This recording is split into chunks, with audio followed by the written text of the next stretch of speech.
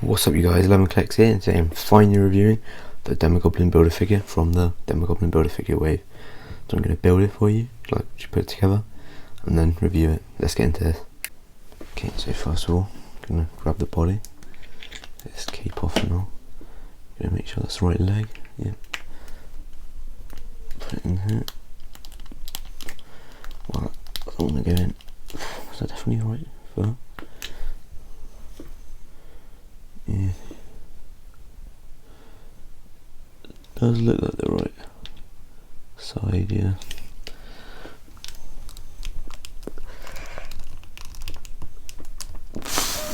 There we go, finally. Well, that one did not really want to go in. I think I pulled something with my hand then, but so this one goes on a bit easier. Nope.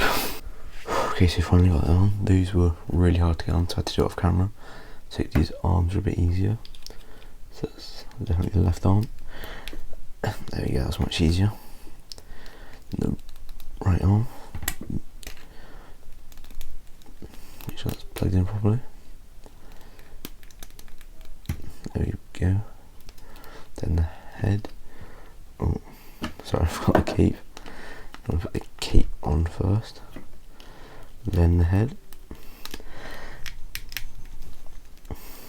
Head is not wanting to go on. I'm going to see this camera as well. Okay, so fully built. Here is Demogoblin and this glider. Take a look at the glider first. So you get this pretty basic stand. I think we've seen this with the Hasbro Black Series speeder figure as well. Yeah, it's got a really cool thing. You can stand it like that, and then it just pops into this hole in the bottom. And then that one max height, but then you can change these to change the height. And if it's unstable, you can use different heights, because then if you get it on the smaller settings, it's got these longer supports, so it doesn't fall over as easily. It's really nice design. And then the glider itself, which I think looks really cool. I mean, look at this. It just looks really sick, doesn't it? Nice big flame thing, just looks amazing. Then you just pour that in, and there you go. Looks really nice. I'll show you with the figure on it in a minute. And here is the figure itself, and yeah, it's just a basic 6-inch sort of size, which is, you know, for a builder figure it's a little bit small, but you do get the glider, and it's still nice to have that as a figure. I think it looks really great. I mean, really nice looking. I believe the legs, you know, most of it, I'm not sure about the shoes, but definitely the legs and these cuff boots are the same mold used for other Green Goblin figures and maybe the Hobgoblin. And then these arm pieces seem the same as well with the scales. I do have the retro collection Green Goblin, but it's still in packaging. I haven't reviewed it yet, but these arms and the legs do look exactly the same, although not past this sort of cuff bit here, because that is a separate piece, because it does slightly rotate, as you can see. You know, the gloves are different. But yeah, I really like the design of this figure. It's really nice. Starting with this head sculpt. This head sculpt is really cool. Look at the detail on that, on those teeth and on the eyes. It's really nice with that tongue. You get this sort of ripped head, which looks really cool. And it comes out the back as well, which is nice. And you get this really nice cape, which sort of bunches up around here, looks really nice. And down it's red at the back, it's all tattered and stuff. It really fits well with the aesthetic. On the arms you get the scale, sort of scaling pattern. You get these cool sort of damaged gloves that are sort of ripped. You get these chain bracelets, which look really nice. They do move about a bit. I'm not sure where they're supposed to be, whether they're supposed to be down here or up there. I think they are supposed to be a bit higher up, like they are on this one. But anyway, then you get these hands, which look cool. Might have been nice to get some interchangeable hands, especially as it's quite small for a builder figure. As these hands are just, you do get like a really open thing, and then like a smaller claw, which this one especially would be good for throwing bombs, but doesn't come with any. Again, would have been nice, especially as it is not a massive builder figure compared to like the Abomination BAF or something, even with the glider. But yeah, the design looks great. It's a nice belt as well. Nice detail on there, make it look a bit weathered. Buckle, and you get this sort of bottom of the belt, which has got the red there, which is really nice. And you get this sort of demon skull, as you can see there. The legs are just plain, and then you get these sort of tattered boot cuffs at the top. Again, look pretty nice. So yeah, I really do like the aesthetic and the design of this figure. It does look great. Fits with the glider as well, I would say. As you can see, it does. Yeah, they do really fit well together. So yeah, then I'll show them on the glider. Okay, so I'd have to set up a much wider camera angle for this, as it is really tall with the stand.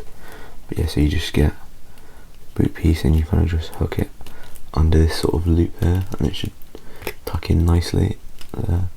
Do the same with the other side, and you have them stand them up. Obviously, it doesn't look. So there you go, standing straight doesn't look exactly. Obviously, you'd be posed more dynamically. I'll show you now. So if you just sort of pose his knees, I would say.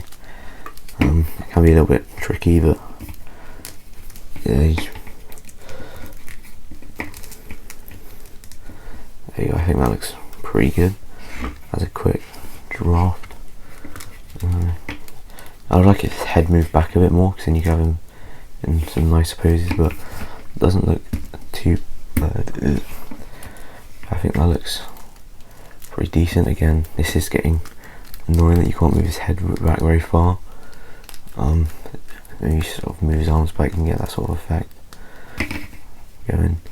So yeah, that does look pretty good, although the problem is it's going to fall back constantly, so I'm going to have to move it onto a lower setting, because that gives it more support.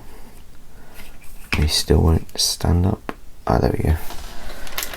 So, you know, it can be very finicky to get it to, you know, stand up right, but when you do get it done, it does look very cool, as you can see. It looks really nice on there. And then this ball joint in here, you can sort of pose it all around, but obviously most of them you might fall back on, especially if it's like that. So you do have to sort of work it a little bit. Okay, so in terms of articulation, the head does rotate full 360, but it does require a bit of effort. In terms of moving back, it doesn't really move back, so that's forward, so it kind of doesn't really move back at all. And then down, not really either, because of this really thick cape piece, and there's not really any way of sort of flattening that down a bit, so that is quite annoying. Yeah, head articulation is very limited. Arms, you can go up that far, but they are very stiff.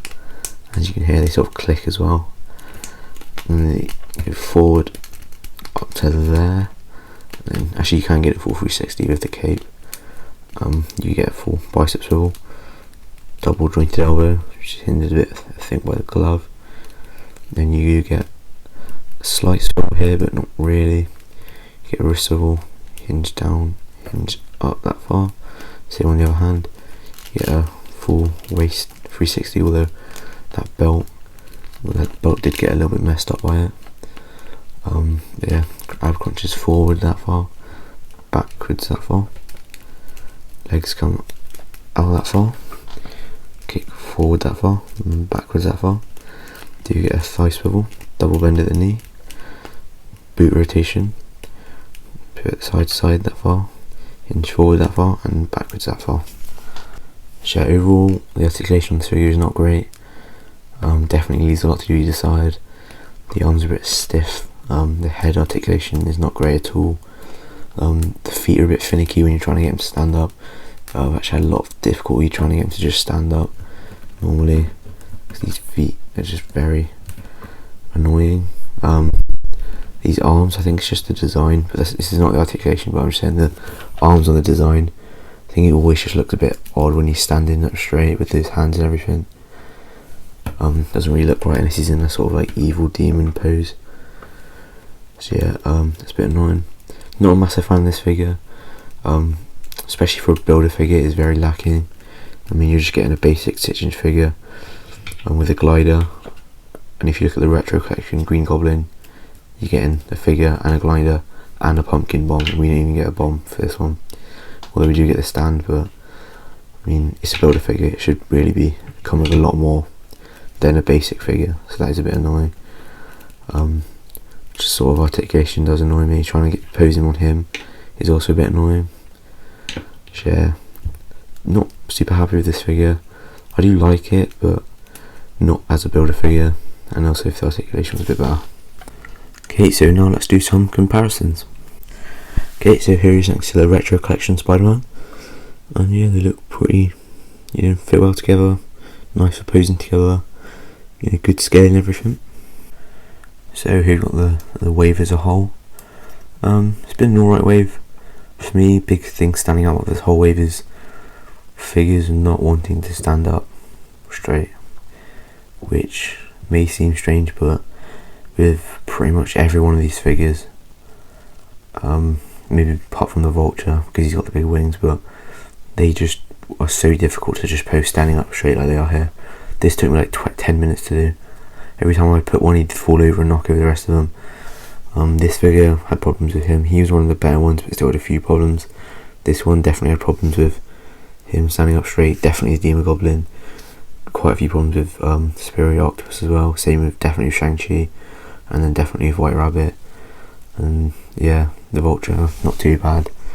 But that's just because whenever he's standing on the floor, his wings are down by his side, so they sort of just touch the ground, and she basically has 4 legs to hold him up, so it's much easier. So yeah, that's one of the issues I had with it. Other than that, it's not been too bad a wave. I do like a few of the figures in this wave. I do like most of them, to be fair. There's not really a figure I can say, just like I was saying. Anyway, yeah, I can't say I dislike any of the figures. It's just obviously some of them I like more than others. So yeah, in terms of my favourite from this wave, it's kind of hard to pick a favourite. I'll just talk about some things I like, some of the ones I like most. Superior Octopus, really like that figure. Which I'm not sure. It's just, the design is really nice, the execution is very clean. The arms are a bit annoying, but they are workable, and they did have a lot of fun posing around. Shang-Chi, definitely really nice figure. Yeah, definitely one of those two I'd say is probably my favourite. Spider-Man figures are a bit they're both just variants of Spider-Man. They also both just very plain. They just have a web shooting left hand and a fisted right hand. Same with this one as well, and they don't have any interchangeable hands. They did come with some really nice accessories here, which is nice. You can put this over your figure, it looks like he's webbed up, and same with this on the face, so that is pretty cool. But the figures as themselves, they're pretty, especially this one. I'm not really sure where you'd use the Velocity suit Spider-Man. I guess in a PlayStation Spider-Man display, but then wouldn't you just use the PlayStation suit? So yeah, that's a bit annoying. This one's a bit better because the suit is in the comics, but yeah, it would be nice to just have a classic suit from the game or something like that. Maybe a negative suit, something cool like that. Not these sort of fairly not great designs, but I mean not great figures. They're okay figures, hard to explain, but just these design in figure forms, I find them a little bit pointless, for lack of a better word, because I'm not really sure what to do with them. Anyway, yeah, definitely like that Shang-Chi. The White Rabbit was back there. It's nice to have an obscure Spider-Man villain, but in terms of a figure, I'm not really sure what to do with it. The articulation is not great with those single jointed arms. Yeah, it's hard to get that umbrella shooting in like any form of shooting pose. Always doesn't look great. It's a bit annoying. The Vulture, it's a great figure to have a Vulture, but again, the design of the suit is a little bit off. Should have lines. The lining on it should be a bit better. Also, the wings keep falling off on me all the time, which is annoying, but I do like that hair sculpt. And then the build figure, obviously, I've just talked about in the review things I like about it. So yeah, my favourite is gonna probably have to go to Shang-Chi. Gonna be my favourite figure. Then Superior Octopus. Then after that, probably have to be it's hard on Vulture, I would say, probably. Then Demogoblin. Then Spider Armor Mark III. Then Velocity Suit. Then White Rabbit. Actually no, maybe White Rabbit in front of the two Spider-Man actually. Yeah, White Rabbit is in front of the two. So yeah, 1, 2, 3, 4, 5, 6, 7. So yeah, that's my sort of rating of the wave. Yeah, it's nice to have a pretty Spider-Man heavy wave, other than the Shang-Chi obviously. I thought he was a bit of an outcast from the wave, not Spider-Man related. The rest of the wave seemed to have a sort of no interchangeable hands vibe. None of them other than Shang-Chi came with any interchangeable hands. And he comes in, he's, you know, not Spider-Man, he's got fully interchangeable hands, like loads of pairs, and he comes with the biggest Build-A-Figure piece. So he's very sort of, you know, the main piece of the wave. Very, like, took up a lot of the budget, I think, because he came with all of those hands, as well as a huge Build-A-Figure piece, which was the main torso, and the cape as well, like all of that. So yeah, not bad wave, not my favourite ever. I would say I do prefer it to my last wave review, which was the I'm not sure what you'd call it, this sort of the Abomination BAF wave, but I'm trying to think of another name, sort of Gameverse half wave from the Avengers game. A lot of the figures in that were okay, but there was a few weak ones in there as well. But yeah, definitely prefer this wave overall, but there is just some issues with it. Okay, so now let's get into some posing.